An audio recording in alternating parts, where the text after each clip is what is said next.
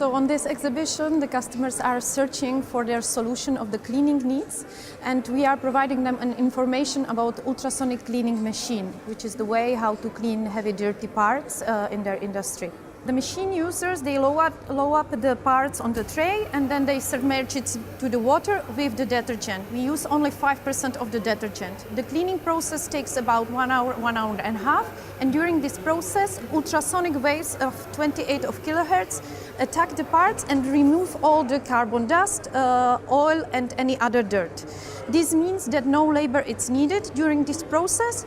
We are saving money on the energy and also on the detergent. We use it for several months, so it's an ecological way how to provide the cleaning.